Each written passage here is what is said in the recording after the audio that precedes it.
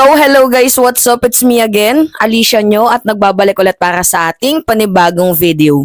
So bukod nga po sa binaboy ni Marcoleta, actually yung tawag ngayon kay Congressman Rodante Marcoleta, Narcoleta kasi madaming mga kapatiran natin ang medyo na off sa kanya. To be honest may nag-message sa akin kagabi, sabi niya, alam mo ba Mima, expected talaga namin na yung rally is for peace talaga. Kaya nga, 'di ba may mga iba na nagagalit sa akin kasi una pa lang sinabi ko na yung rally na yan, yung mensahe political. So okay naman sana yung flow ng INC prayer rally for peace. Okay naman sana kasi in general nga yung mga placards nila, 'di ba?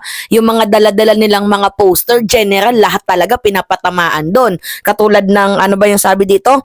Bayan muna yung unahin. Wait lang. Pagkakaisa, hindi pa mumulitika. So, yung mensahe mga minamahal, pati yung mga poster nila in general. So, wala naman pong tinitira doon na BBM resign, ganyan-ganyan. Wala naman po.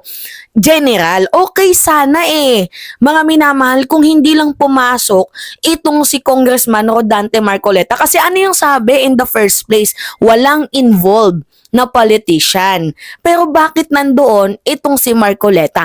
Now, ito yung pinaka nakakapagtaka at nakaka-worry. Kasi ito ngayon lang tong mga picture na to nagsilabasan. Nakikita nyo ba tong picture na to? Yan, sa Quirino Grandstand. Sa gilid. Merong mga VIP seat. O sino yung mga nandito? Ay, Diyos mio, si Bato de la Rosa, si Greco Belhico, si Ipe, si Bongo. Mostly ng mga nandyan, mga minamahal, is parte ng Partido Demokratiko ng Pilipinas or PDP na pinamumunuan ni former President Duterte.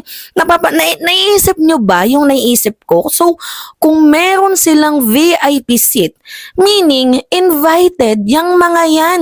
Kasi kung hindi invited yung mga kupal ng mga senador na yan, kung hindi invited yan sila, imagine nandyan lang yan sila tayo, nandyan lang yan sila kumbaga sabi pa nga ni Bato de la Rosa, pupunta daw siya, magkakalo daw siya para hindi daw siya mahalata, 'di ba? So kung hindi mga VIP, yung mga taong yan, mga minamahal, imagine nyo, bibigyan ba yan ng seat? Bibigyan ba yan ng upuan?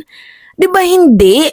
So bakit inallowed ng INC 'di ba na paupuin yung mga taong yan? Although sabi na lang nila na hindi nakikiisa kasi kami sa sinabi ng presidente na wag i-impeach itong si Vice President Sara Duterte.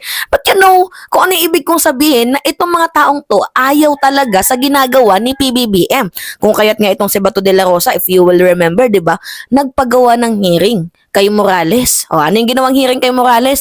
Na inaakusahan si President Bongbong Marcos na gumagamit ng droga at nandoon sa narcolist. Nagigets ninyo ako, mga minamahal, hindi lang yan yung picture na nakita ko. Eto pa, ang lalao, mayroon pa silang mga pa-selfie-selfie, nakala mo walang tinatapakang tao. Ang sasaya ng kanilang mga pagmumuka, sobrang saya na parang walang mga problema. At saka, malinaw to na yung pagpapakita dyan ni Bato de la Rosa is for endorsement. Di umano sa aking nakikita at napapansin. Itong kanyang picture for endorsement na to. Yung kanyang pagpapakita, feeling ko for endorsement na to. Hindi man literal na sinabi doon na i-endorso itong si Bato de la Rosa, pero the way na magpakita siya, nagpapakita na siya doon para i-endorso or para ma-promote yung kanyang pangalan. 'Di ba bakit? Hindi, ako nagtatanong lang ako kasi lahat naman tayo may karapatan. Bakit mayroong mga upuan itong mga taong to? Doon lang talaga ako nagtataka. Bakit binigyan ng VIP seat itong mga taong to? Hindi ako tanga kasi nakapunta na ako dyan sa Quirino Grandstand. Nakapunta na ako dyan. So yung mga nandyan sa may gilid, 'di ba? Nagsasalita yung speaker tapos nandyan yung sa gilid, 'di ba? Nandyan si Marcoleta nga sa may pinakaunan, pinakagitna. Yung gilid dyan, mga minamahal, VIP pa yan. Mga VIP yan kasi nakapunta na nga ako dyan.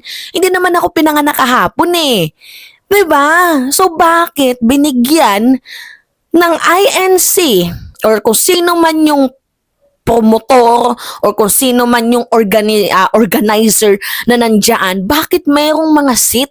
Bakit binigyan ng proper seat itong mga taong ito? Na alam nyo naman, itong mga taong to bumabatikos sa administrasyon. Akala ko ba for peace? Diba, akala ko ba rally sa kapayapaan? Although hindi sila nagsalita, pero yung the way na ipakita yung pagmumukha nila na merong VIP seat, isa lang yung ibig sabihin nun. Isa lang yung mensahe nun. Pagtirada pa din yan sa ating presidente. Diba? Mga minamahal, nagigets nyo ko? Oh, ano yung nakalagay dito sa sa placards? Pagkakaisa, hindi pamumulitika. Nandiyan na nakalagay pagkakaisa, hindi pamumulitika. Pero ano yung ginawa ni Rodante Marcoleta at ano yung meaning, ano yung ibig sabihin ng mga upuan na nandoon para sa mga senador na ito?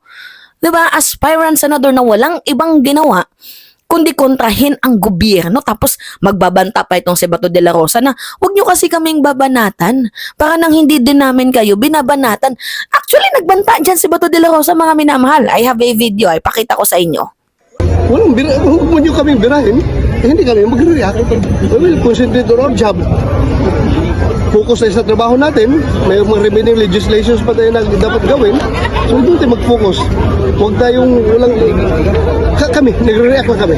Particularly si Vice President Inday Sara, ako, si dating Pangulong Duterte, nagre-react lang kami kung kami binibira. Alangan naman, hayaan mo yung mga kasinungalingan na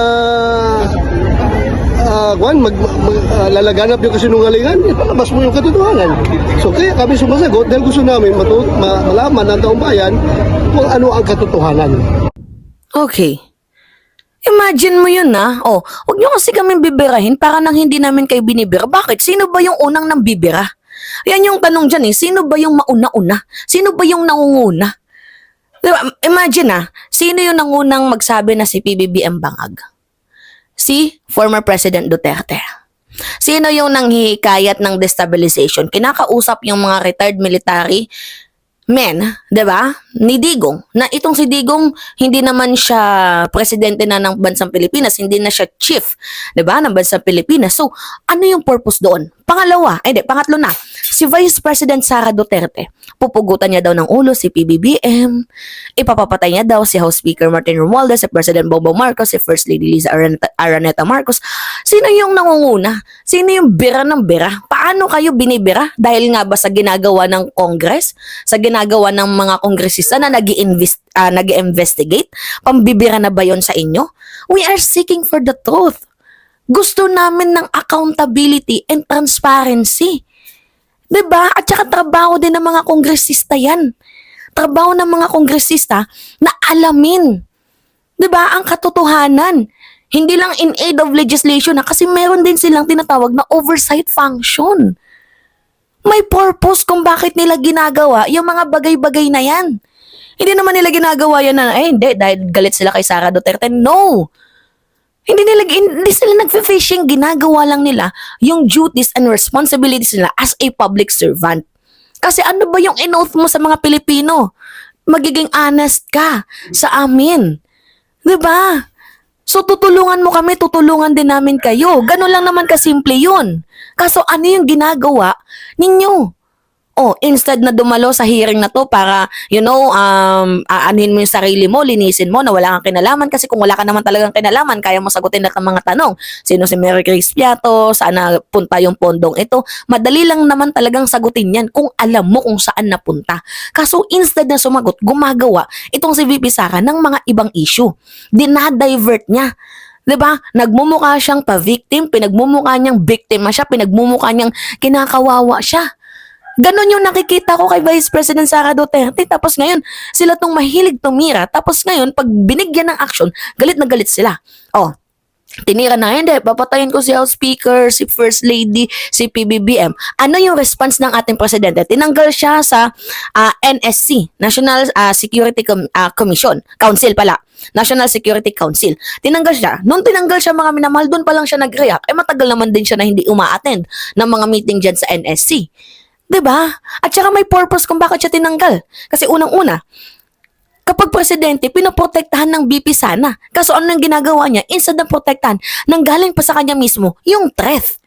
Nabalita na tayo sa buong bansa. Pinapahiya ni VP ang kanyang sarili, ang lakas pa rin ng amats niya. Oh my goodness. Ano ba naman yan? Di ba ba to? Ang lakas ng amats mo magsalita na, hindi, wag niyo kasi kaming birahin. Para nang hindi namin kayo binibira. Anyway, mga minamahal, di ba ang sabi, pag pumunta ka dyan sa INC, non-political, wala kang sasabing namumulitika ka, pero ano yung sinabi mo, Bato de la Rosa? Ano yung lumabas sa bibig mo? Pamumulitika na din yan kasi tinitira mo ang administrasyon, tinitira mo yung mga congressman. Ang sabi, pwedeng pumunta dyan as long as hindi ka namumuliti ka. Kaso namumuliti ka eh.